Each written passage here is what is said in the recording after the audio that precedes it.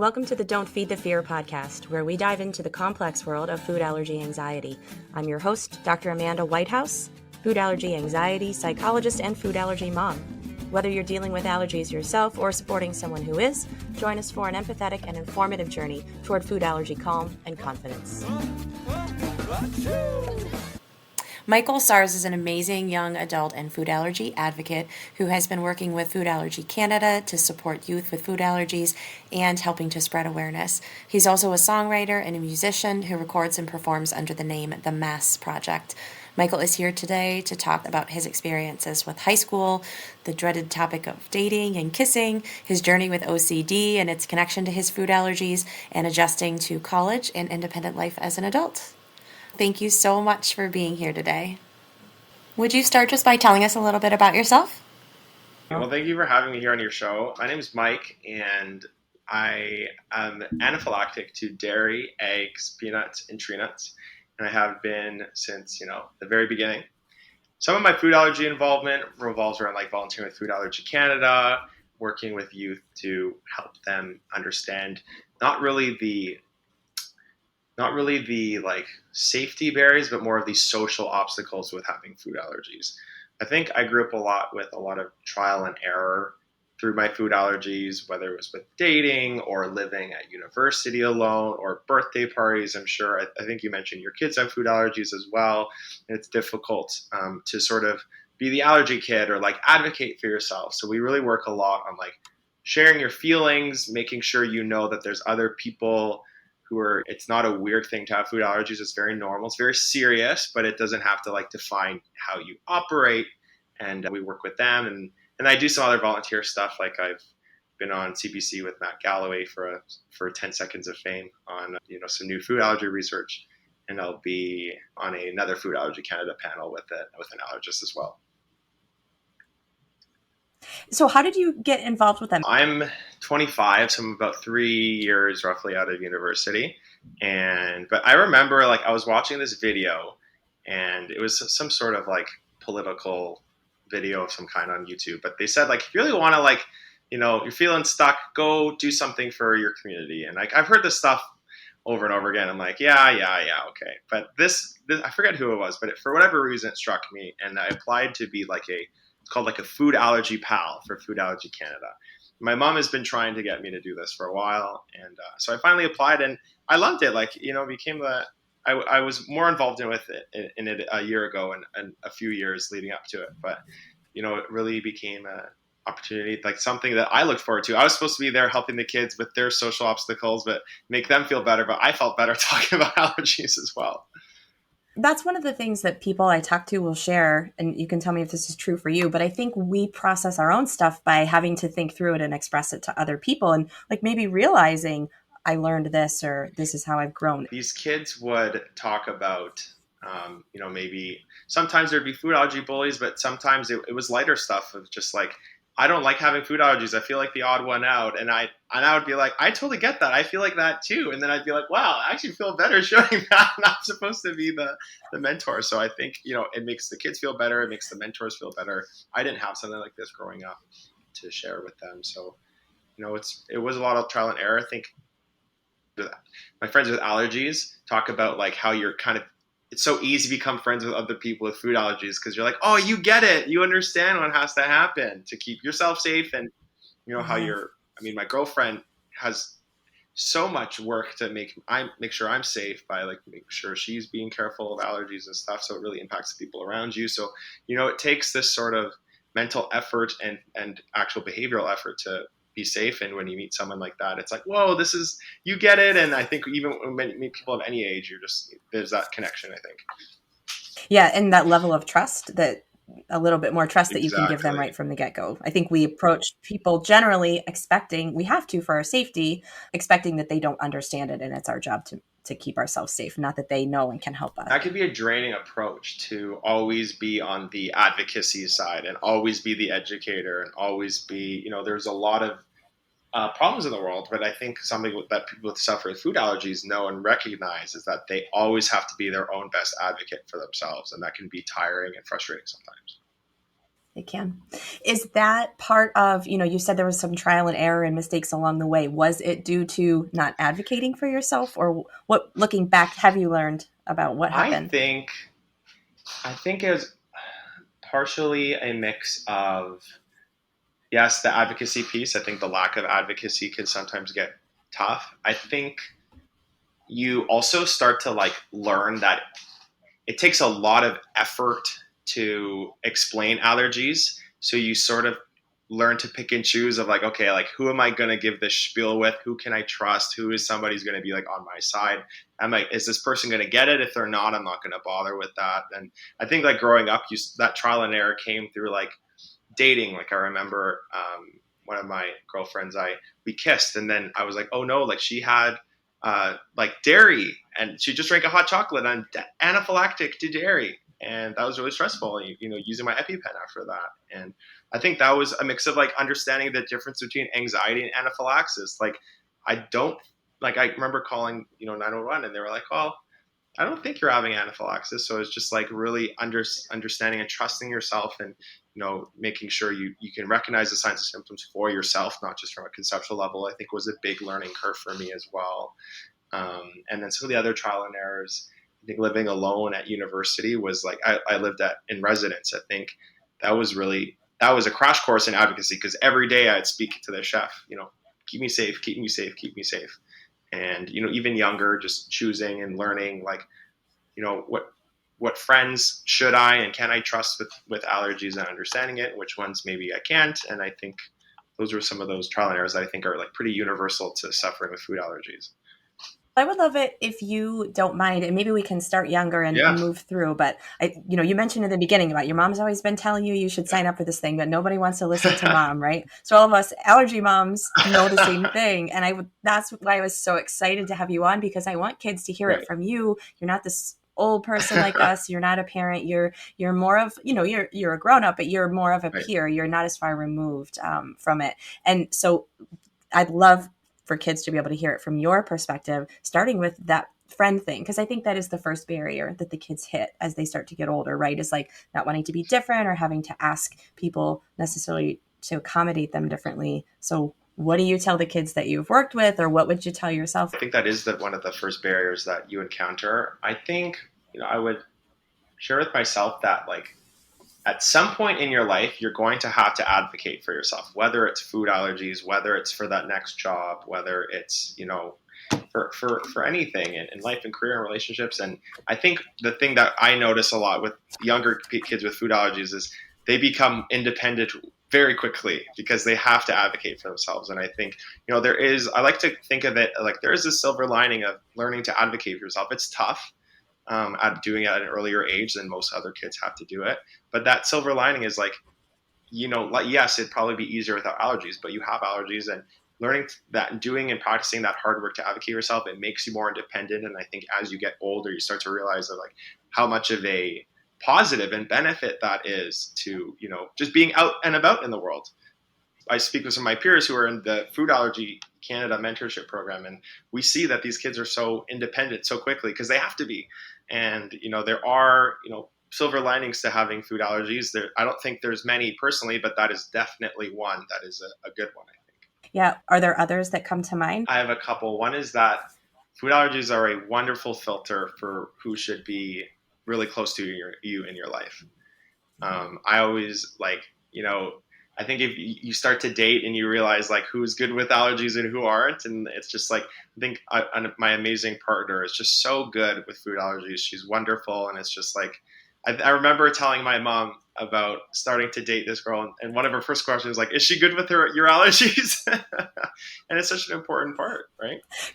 You're right. It's such a good gauge of how is this person going Yeah. to treat me, and how well are they going to listen to Yeah. me, and not that they have to put us first, but our safety, right? In all relationships, in friendships and in romantic relationships and work relationships, like it varies to the extent, but I think you start to realize that like the strongest relationships are the ones where you're sort of sacrificing something for each other to make sure the other person benefits in some sort of way.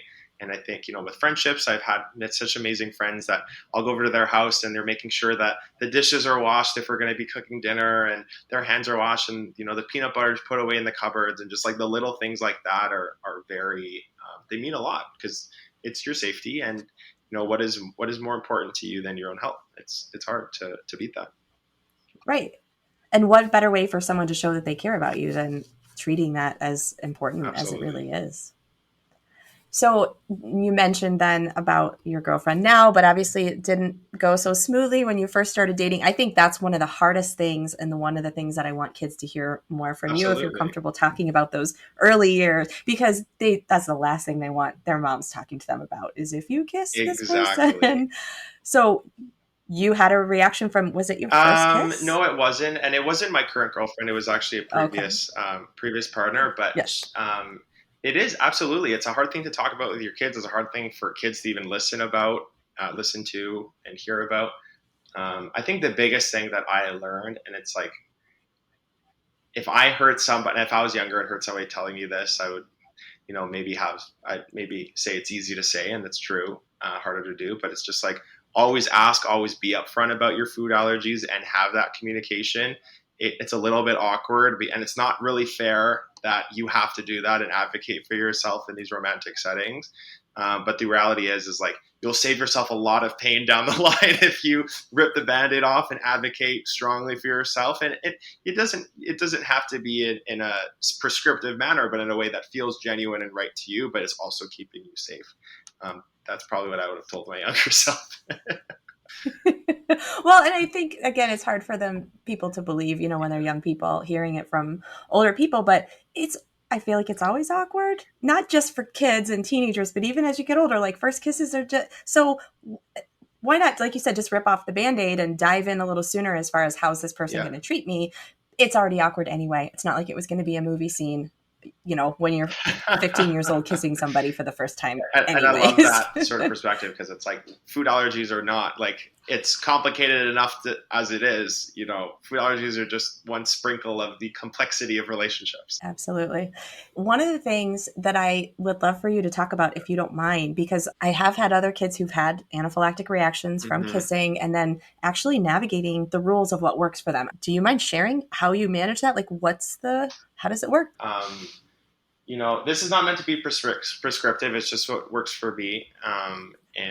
And I know you were asking that too. I just feel the need to share. But yes, everyone's different. Exactly, yes, absolutely. Whether I like it or not, unfortunately, are a shared responsibility to an extent in a relationship. I think personally, like, you have to ultimately be responsible for your own allergies, but like, there is going to be stress and pressure, I think, on your partner to an extent to make sure you're keeping you safe. Just like, if they had a peanut butter cookie, they probably can't kiss you right afterwards, and things like that. So that understanding has been helpful for me, because I feel like maybe a little bit guilty that I'm like, oh, well, it's like my own issue. But, I think if you just look at a lot of relationships, like, it just comes back to like that just shared understanding of helping each other with your needs. So that understanding has alleviated some of my own stress. We consider each other like allergy safe, or we consider her allergy safe or not. So it's just like, oh, like, are you allergy safe if I want to like kiss her, or she has something on her hands, or we're about to like cook food together. It's like, oh, are you allergy safe? Yes or no? And that's sort of an easier tip to be like, what have you eaten today? Like, we're not like listing it out. And it's just like, oh, like, do you think it's allergy safe? And if it is, we go with it. And if it's not, maybe she'll take action. And things like that she does that's really sweet is like, brush your teeth and using mouthwash to make sure that like she's safe if I kiss her, and washing her hands. And it's something that I think takes time to get used to, and like what your comfort zone is with that as well. Yeah. Well, one of the things that, I mean, she sounds wonderful. This is not a comment about her, but one of the things I've talked to a lot of teens about who are like, how can I ask them like that? And I kind of say to them, people should really brush their teeth after they eat anyway. So it's not like, you're not asking that much. I remember I said the exact same thing to my dad. I said, how can I ask my girlfriend to do like when I was like maybe 17 or 18? And he said, Michael, who doesn't want fresh breath? just a courtesy. Exactly. Yeah. So, yeah. And so it sounds like she doesn't have any food allergies. She doesn't. Is that right? She has a brother with a peanut allergy. So she's like sort of been in that world a little bit already. But they're so sweet. Like, her mom comes over, or I'll come over, and her mom will like make sure I have allergy friendly dinner. And it's just they put a lot of effort into that. And I think, we were talking a bit about the positives of food allergies. And I think one other thing too is like, being open and honest about my food allergies has helped other people take their allergies a little bit more seriously if needed. Her I think like her family friend or something was also had some allergies, and then saw me like advocating for myself, and like he takes his allergies just a little bit more seriously now, because it's sort of that reminder when you meet somebody who has had a bunch of anaphylactic reactions, be like, oh, it's sort of easy to forget that can happen if it hasn't happened for a while. So just important to be careful. So I think that's another positive I like. That's great. And it sounds like, back to kind of this being a gauge for the people that you let into your life. I think that's an important thing when you're in a relationship with someone, like not just how do we get along, but how is the family? So it's a good measure of sounding like a great family surrounding her this part. That's awesome. As you mentioned, to you and to many kids and adults with food allergies, it feels unfair, but that almost feels like a trade-off that it's not easier, it's not comfortable, but it's worthwhile. It's really good to have this gauge of the quality of the people in your life. I think as you get older, as I've gotten older, at least, like I've started to realize that everybody else, a lot of my friends deal with their own other personal health issues that we make accommodations for. And, they can't eat a certain thing because of religious dietary restrictions, or because of personal ethical choices, or even just food aside, like maybe some of them aren't as like mobile, and we have to like adapt what activities we do. And like, I think as I got out of my like bubble of, growing up in, I don't know, one neighborhood in Calgary, Alberta, it's like you started to meet so many other people that have these needs, and it's just like, okay, like they make accommodations for me, I make accommodations for them, the world goes round. Yeah. Well, and I was thinking when you were talking about that, in terms of the relationship with your girlfriend, I always say that in terms of how we operate in the world and in our closer relationships, that is actually what a healthy relationship is interdependency, not codependency, where I rely on you to, in this instance, keep my allergies safe, but we're interdependent on each other. It's an important skill to ask people for help and to let people help you. And a lot of people struggle with it. So that's, this is the reason that maybe you have to ask, or people with food allergies have to ask, but everyone has to ask people to help them in order to have healthy relationships. It's true. And I think it's a thing that I had to learn independent of my allergies, to like ask for that when needed. And then I think, having that allergies makes the process, it does a little bit easier. Thinking back to those teenage years before we move past that, what can we do better for teenagers who are still obviously depending on the adults in their lives? It's tricky. And I feel like, like I said, you have that perspective. I think what my parents did a really good job with me, making me advocate for myself in a controlled setting first, and being the driver of the conversation. Like when I left home and went to university and grew up a little bit more, like I had those skills, and they were refined and useful skills. So a good example is like when we went to dinner together, I would be the person driving conversation and talking to the manager about my food allergies and making sure it was safe. When we went to functions and weddings together, I was the person speaking to the catering manager and saying, I'm allergic to this, can you help me? My parents were there if needed and needed to be tapped in. But I think something that I noticed in younger kids, especially in my family, was like my brother's food allergies as well. And like when my parents would try to be that person and do that thing that the kid already knows what to do, it sort of created a bit of conflict and tension. But if they sort of like let the reins go a little bit, and they were still there to make sure things were safe, because that's a parent's job when kids are young, then it sort of gave that kid the confidence and independence that they want, but also gave the parents like that assurance that they could still make sure things are safe for their kid. I think that was something that was really helpful. I think that's important, gradually doing it. I had a thought earlier when you said so many food allergy kids become independent so young, and I think that's true. And then I think there is a subset of kids who are really dependent, and not necessarily that it's their fault or the parents' fault, but that's what we don't want, right? Is for you to try to head off to college, to university, and you haven't had that conversation. Exactly, and that's a tough position to be in. Food allergies don't have to hold you back. In some cases, like they have to, but I think if you're somebody with anaphylactic food allergies, there's a lot of things you can do, making sure you're smart. You're always carrying your EpiPen with you no matter what. You have a second one if you're eating out of food, and all the things that your listeners already know all about. It can be sort of empowering to be like, oh, I can do it. I can go out to dinner and I can see safe and I can be with my friends out and about and I can do this. And, you know, I really feel for the people who physically or medically cannot, but for those who can and feel like they don't have the confidence to do that, I think it's a really important thing to do. I agree. And I think it's reassuring for people to hear and know that you have quite a few allergies, and to hear that people do that safely and feel good about it and Absolutely. confident is a good reminder Yeah, that it it's is doable. doable. I'm severely anaphylactic to dairy, eggs, peanuts, tree nuts, and I think I'm on the side of the spectrum of like more adventurous with my allergies than some people might be comfortable with. But I go out and try lots of new restaurants all the time. I'm living downtown Toronto, and it's fun to do that with your girlfriend. Good. Well, back us up then, if you would, to how did that transit? Yeah. Because you're there now, but transition then from high school into college or to university. How did it go? Overall, it went very, very well. Definitely had a couple bumps. I think so. For context, I stayed at one of the residences there, so completely away from home, like living in my own little tiny shack in the apartment building, and it was really fun. And got to have like the full residence experience despite my food allergies. I think a few things that kept me safe and a couple of reasons for the bumps. One thing that kept me safe was like scoping out the university beforehand and like using that as a criteria for whether using their food safety precautions as a criteria for whether I go to that university or not, because I really wanted that residence experience. So what we did is like we visited the university and we spoke with the catering heads of management or whoever they might be, and made sure that like, are you comfortable with this? Like the same thing you do at a restaurant. Like, have you dealt with food allergies before? Are you comfortable? And the list goes on. And once we found one that I was comfortable with, we stuck with it and created a process. And for me, that process was like keeping it simple. Number one, of just like my foods that I ate every day. The second one was every single day, always making sure I spoke with like one of the decision makers who have that only because they have that capacity to worry about your food allergies and they weren't doing other tasks.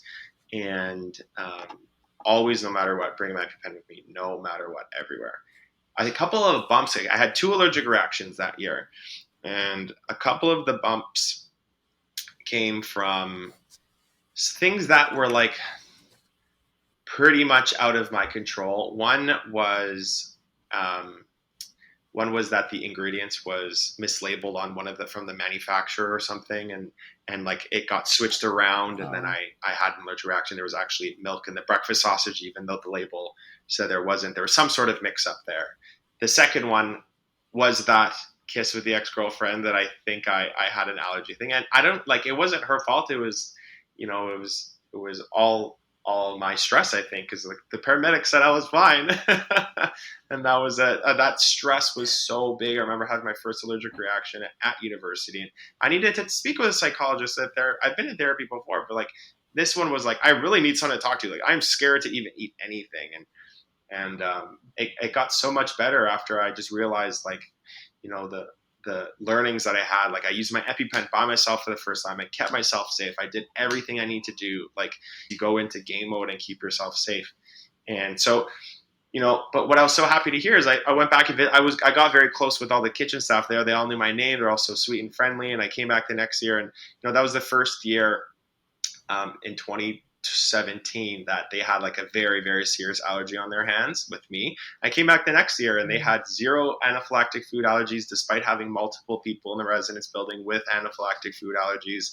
And I think food safety at universities has only gone up. Food Allergy Canada is very big on food safety. I know McMaster, a friend at McMaster with severe food allergies, made it with no allergies. Like they are particularly good. And I think the safety and awareness is only evolving.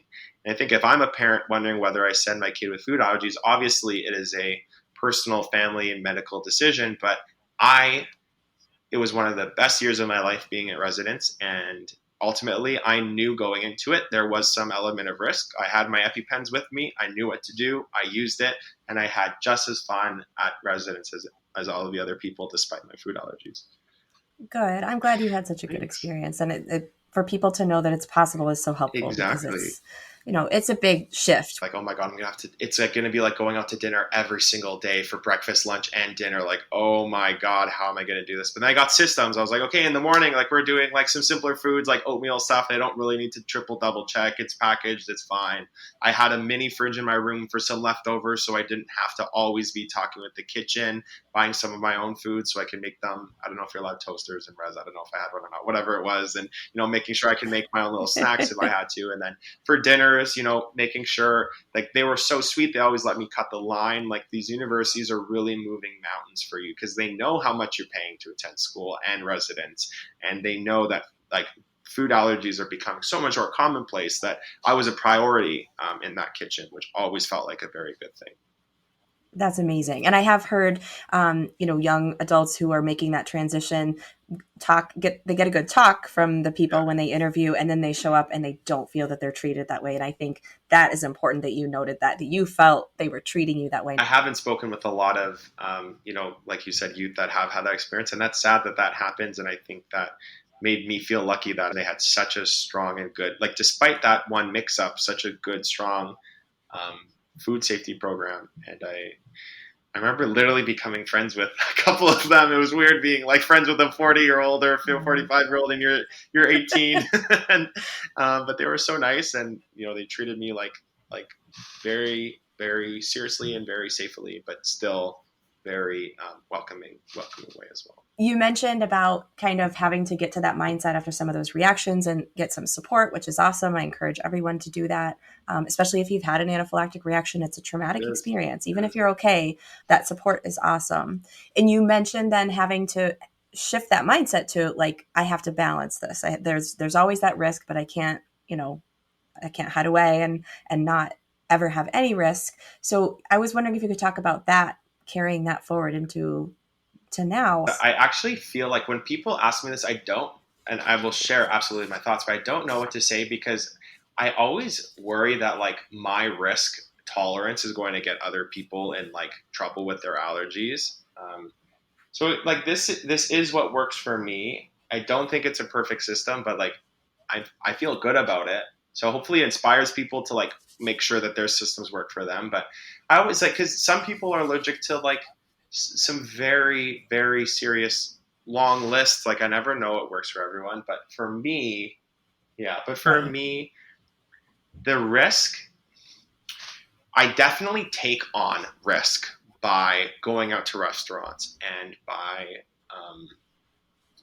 I think, treating my allergies in a way, hopefully that's not holding me back, such as I'm planning a trip to Europe right now. And, traveling with food allergies internationally is a brand new thing for me. And I think that takes on an element of risk. And my mom's nervous about me going to Italy, and, but I don't want it to hold me back. I really don't. And I feel fortunate to be in a position where my allergies don't hold me back. Because I think, like we were talking about, some people don't have that luxury. And for me, I think I balance it mentally. I'm like, okay, my goal is to live a life as much as I can without my allergies holding me back. I know I always need my backup plan, which is my EpiPen. So it's like, I don't do anything. I will not take on any risk whatsoever, or try my absolute hardest not to if I don't have my EpiPens with me. Like, if I'm going to the gym, if I'm going for a run later at night and not even eating food, like, I always try to tell myself, bring my EpiPen no matter what. It's just like a part of my body at this point. And I really feel like that is a really good baseline for me to practice. And feel comfortable taking on some risk because I know I have a backup plan. Right. And then doing that, I use a mixture of, like, logic and gut feeling when I'm out to just tell if I should take on that risk. Like, when I speak with people, like, immediately and within the first, like, 5 seconds, just based on their body language, I can tell, and what they say and their tone of voice, I can tell, like, if they're confident about accommodating food allergies, if they've had experience doing it before, and if they have a process in place to keep me safe.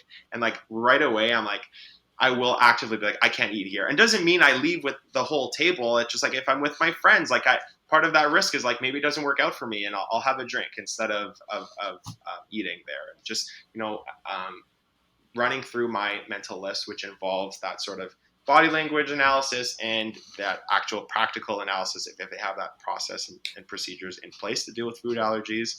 I think I use that as a rough understanding of if that risk is something that's probably unlikely to happen. And if it is, I will feel comfortable sort of like taking that on.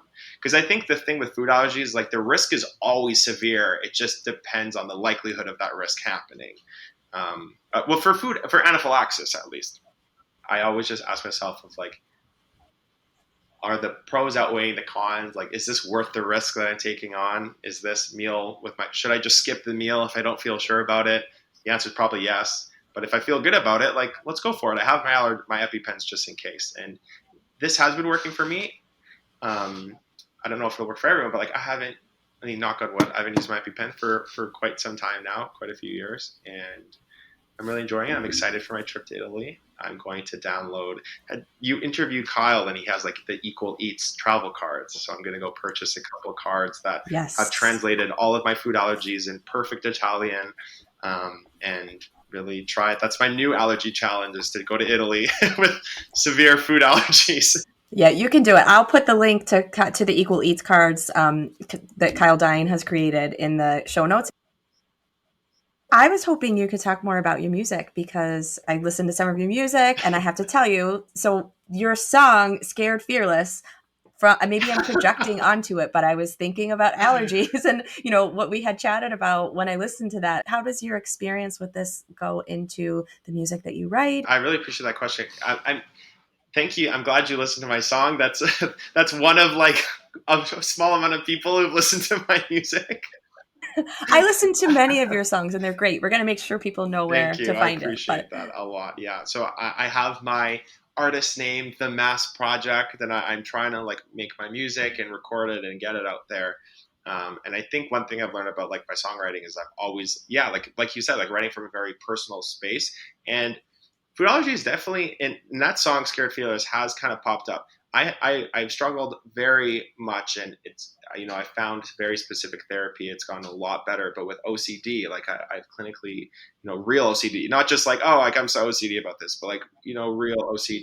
Right. People use it. Yeah, exactly. Casually. Like obsessive thoughts characterized by compulsions meant to get rid of the anxiety created by those obsessive thoughts and feelings and urges in the first place. And Scared Fearless is a song about OCD. And I've done a lot, and just like, having that part of the therapy for OCD is to sort of habituate yourself to the false alarms going on. And I kind of had this idea in my head of like, when you're like scared, it's like a play on words of like getting scared, to scared, it's like helpless, like scared that you're so numb, like learned helplessness almost, but you're so scared that you actually become fearless about it. And that's kind of like what that experience was with OCD. But I think the way this all loops back to some food allergies is I've always wondered like where some of my OCD comes from. And I don't know, and I'm not up to date on any of the research about OCD. Like I know there is a big genetic component as well to it, but I've always wondered, like my food allergies has made me extremely vigilant and sometimes overly so. And I do wonder if that has negatively contributed to that, maybe some of those obsessive tendencies I've had genetically, because I think like when I look back on my life, like food allergies the food allergy worry is such a big part of my mental space every day. Every time you eat something, for anybody to put a piece of food in their mouth and be like, is this safe? It can be draining. And it can make you very extra vigilant. So I don't think it's helpful from a medical perspective to theorize about what drove the OCD. But I think, it's interesting emotionally, at least, to be like, I wonder if my food allergies kind of contributed to that. And because I can definitely see it happening. Yeah. And I think I get what you're saying. It doesn't solve the problem, the medical problem. But I think in terms of your own self-understanding, and many people with whatever we struggle with, there's a lot of guilt and self-blame and, sometimes some shame. And I think it can be helpful to explore that. And there is a lot of research that OCD and a lot of other anxiety, category of disorders are higher in people with allergies. And it makes sense biologically, because the vagus nerve is the nerve that turns on our anxiety, right? That puts us into fight or flight. It's also the nerve that modulates the immune system response to allergies. So if it is hypersensitized, if it has had traumatic experiences and knowing that it needs to be more vigilant for danger, that doesn't just make the allergy response. It also connects to the anxiety response in the body. That It's is really so closely connected. interesting. I need to look more into that because Mhm. that's very cool. I'll share Me some things too. with you, and I put some links in too for people who are listening. But I think it's validating to know that, like, and some people that I've worked with who manage that kind of feel like, okay, I didn't just draw the short straw on the allergies. I got OCD Yeah. too, and I have all of these things, and they're not five different things. They certainly are in terms of how you have to Hmm. manage them, but they're kind of one giant jumbled up ball of this Yeah. is the card that That you is would so get, interesting. And another thing related to that is like I was at a food allergy like conference here in Toronto, and I met a therapist who specializes in food allergies. I think you're the second psychologist that I've met that, and Awesome. she, this person at the conference specialized in like food allergies, just like you. And she was telling me she sometimes uses exposure response prevention therapy to help younger people with their food allergy stress, which was so interesting to me because I use exposure response prevention therapy for my OCD. So I always thought there was maybe some sort of connection there. Absolutely. And that's with the clients that Yeah. I work with OCD. The other part of what I was going to kind of touch on with what you were mentioning about it is there's that biological component. But then if you think about what you have to do to manage and keep yourself safe Yes. from your food allergies, it it does look similar to a ritualistic, like kind of a compulsive behavior. Well, I have to check this 3 times. I check the label at the Exactly. store. I check the label when I get it home. So then we learn to associate that with safety. So then, of course, when you feel anxious, you want to do something similar. And of course, everyone's actions are different. They don't always look like that. But you know what I'm saying? You can see the connection between how repeating a behavior becomes a sense of safety For then. sure. And even when like I'm at the store reading ingredients, there have definitely been times where I'm like, I think I just need to stop reading this ingredient list at this point. Like, and that, even like OCD aside, it can just be like that constant vigilance is, I think it just goes back to just being so tiring and being like, I just want to eat this chocolate bar. And if it's safe, it's safe. And if it's not, but it's just like, what are the hidden words that egg might be under, or like whey, I need to look for whey if it's not milk, and like, it may contain, is it really contain it or not? Like, how am I supposed to know? And it's tiring. Right. Right. And you can't turn that kind of monitoring part off of Yeah, your brain. It's like you said, it's kind of always running. I think of it like computer programs, how much of my memory, how much of my storage space is this I love taking up that at any analogy. given time. And Yeah, it's a lot it's a of it. lot of your RAM for sure. Yeah. Yeah. Thank you for sharing that because I think, it's hard to talk about any of our Yeah. hard stuff, but I think it'll probably be helpful for people listening. Do you have anything to add about what's helped you in managing the OCD? Yeah, I appreciate you saying that. I think, well, one thing that has been helpful has also been like having loose structure to my day. Like, I think working out is very important to me. Um, I think my physical activity has gone up and down over the years, like for starting a new job or going away to school, and or getting whether I'm feeling settled or not after a big life change. But I think like that really intense workouts is something that's helpful. I just laugh because like a few of my friends at work, they're like, "Oh, do you drink coffee?" Like, there's always coffee all the time at work, and I'm like, "No, I actually don't." And they're like, "That's interesting because you give me the energy of someone who drinks a ton of coffee," and I think it's just like that's so good for me to like work that out and have that huge outlet.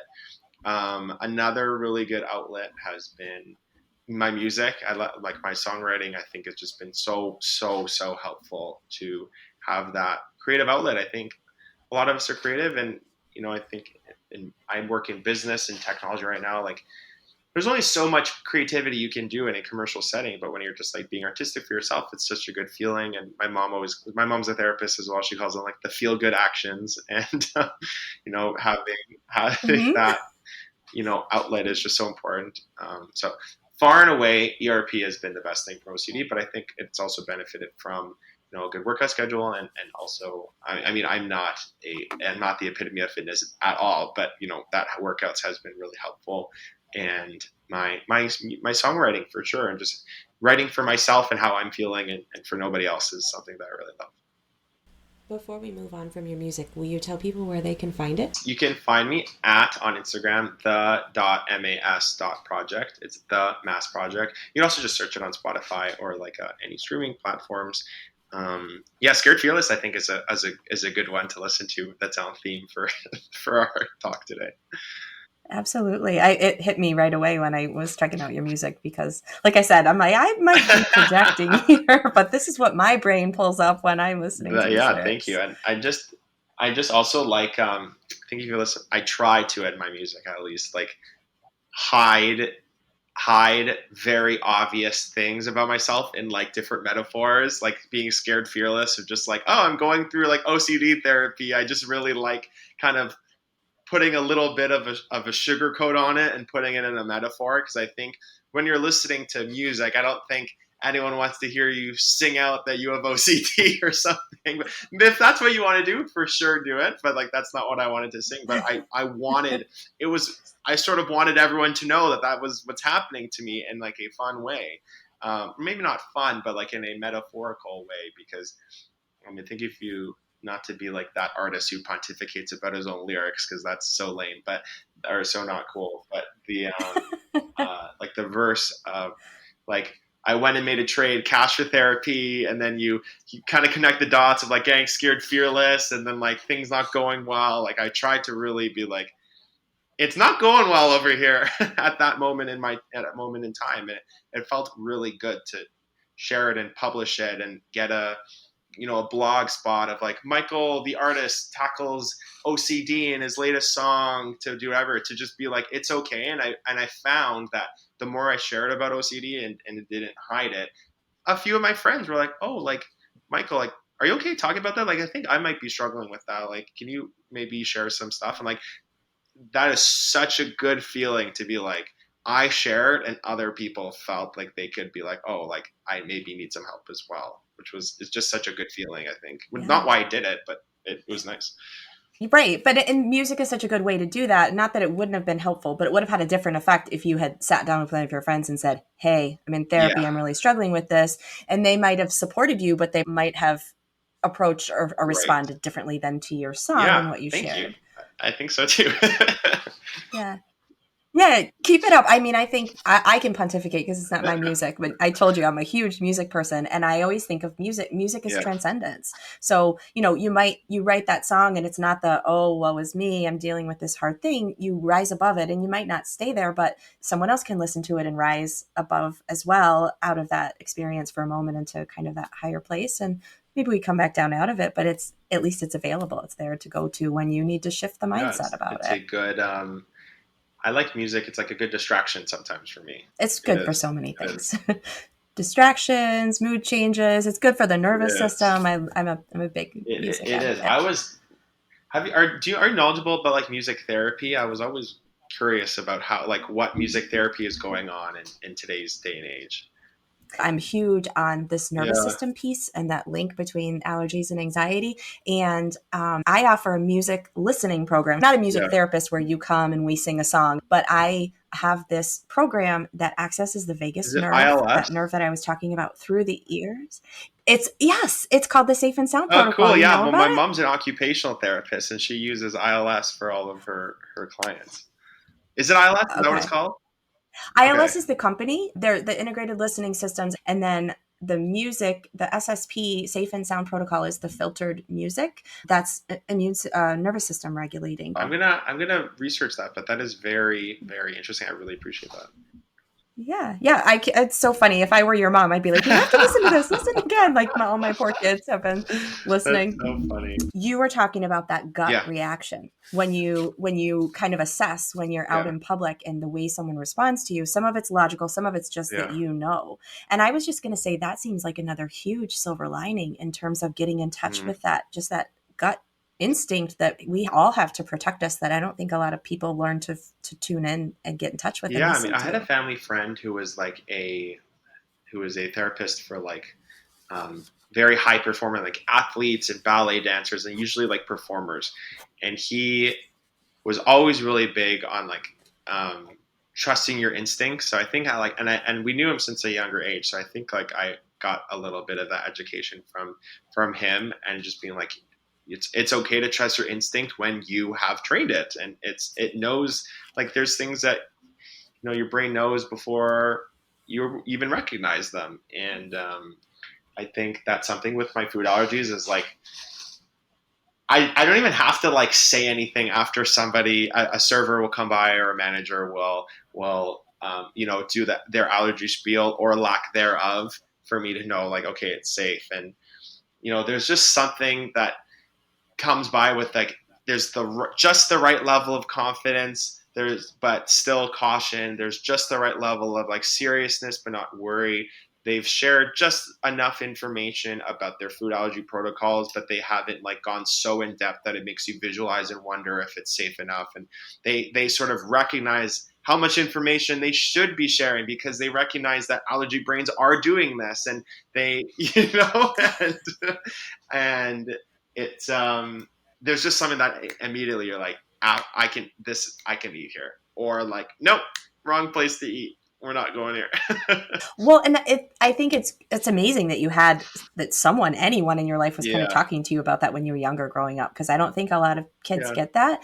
But what I find with many of the people that I work with is that they confuse their anxiety for their gut instinct, and they can't differentiate. So that's so interesting you said that, because I think that's what happened to me when I was at university, and like I thought I was having like anaphylaxis, but it was so late at night and I was so tired, and I was just like, is this anaphylaxis? And then you start to get a bit sweaty, and then the sweat touches your clothes, and then your clothes get itchy. I'm like, is this hives, or is this just normal anxiety? And then maybe some people suffer with panic, and panic can be like, oh, is that like an anaphylactic? Like, the big three symptoms, is that an airway issue? Like these are very complicated things to deal with in the moment.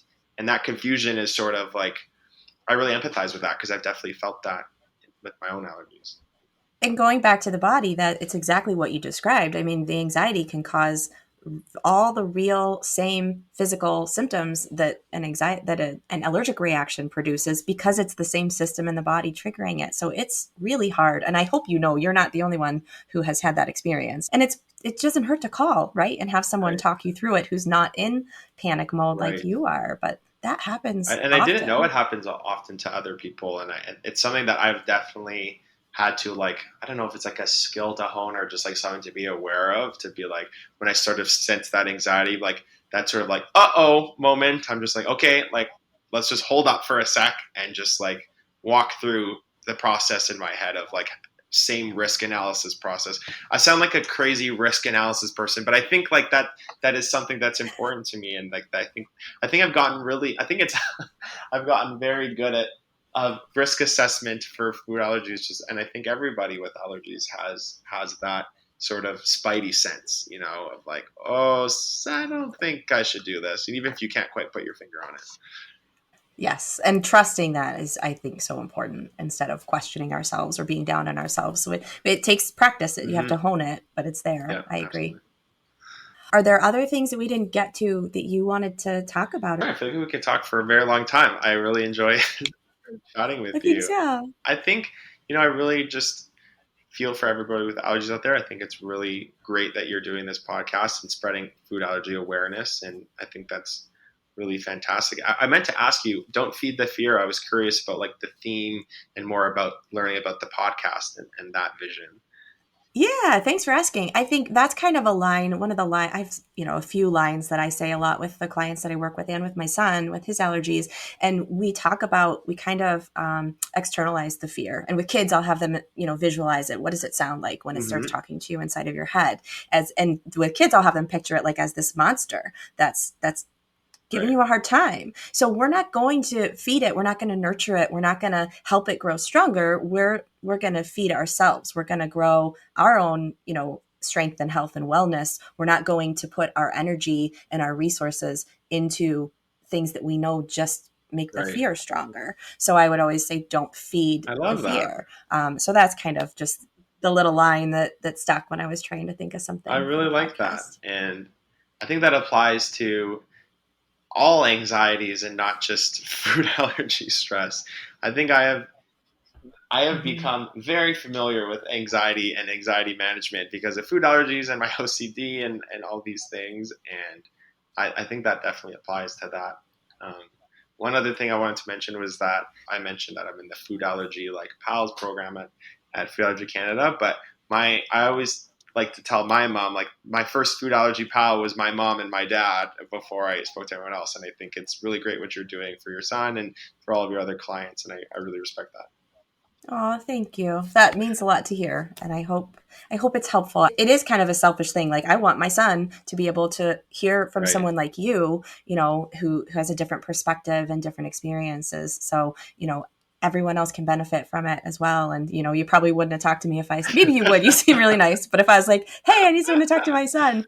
But so, I think of him and I just want to scoop up all the other kids out there who are managing this and adults who are struggling and do something to help, because along the way I've, picked up some things and talked to a lot of people who have stuff to share. So it's good to have a platform, and thank you for being so generous. I love how everyone I reach out to is like, sure, I'd love to. It's amazing because everybody wants to help. I think so. And it is really wonderful what you're doing. And I think I'm really happy to hear that people are saying like yes to helping out and being on the podcast. But I think it's just something that cuts so deep of just like people have had their own food allergy stresses and worries. And it's just like, if I can do one little thing to help someone out, that's probably a good thing. And it makes them feel better. It makes me feel better sharing with you today as well. I think I definitely get a lot out of the conversation too. So thank you. Thanks again so much, Michael, for sharing so openly with us. I think that's a really helpful conversation for a lot of young people and their parents to hear. And as always, here are 3 action steps you can take away from today's conversation. Number 1, check out his music. You can find him on Instagram at the.mass.project. Mass is spelled M-A-S. There's also a link in the show notes to find his music and give it a listen. Number 2, if you're struggling with symptoms of OCD, you can find a link in the show notes to learn more about exposure and response prevention, or ERP, as Michael mentioned. And if you think you need more support around this, there's a search option on that website for the International OCD Foundation to find a provider near you. And number 3, if you're curious about the treatment that I mentioned that I use with my clients to stimulate the vagus nerve for improved nervous system regulation, you can check out my website via the link in the show notes or at thefoodallergypsychologist.com under biofeedback in the menu, and then the Safe and Sound protocol. And before I wrap up this episode, I just want to thank everybody who found me this year and has been listening and following along. It's been quite an adventure and a learning curve for me, but it means so much to see how many of you are out there listening, and I hope getting some good information and some support from the podcast. I'm going to take a little bit of a longer break here over the holidays and into January before I start the winter season of Don't Feed the Fear.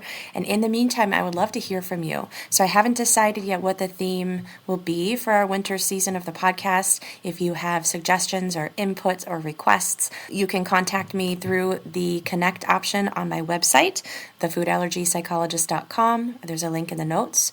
And you can also find me on Facebook and Instagram at Amanda Whitehouse, the Food Allergy Psychologist. Thank you so much, and I hope everyone has a wonderful, safe, and joyful holiday season with your families. The content of this podcast is for informational and educational purposes only and is not a substitute for professional medical or mental health advice, diagnosis, or treatment. If you have any questions about your own medical experience or mental health needs, please consult a professional. I'm Dr. Amanda Whitehouse. Thanks for joining me. And until we chat again, remember, don't feed the fear.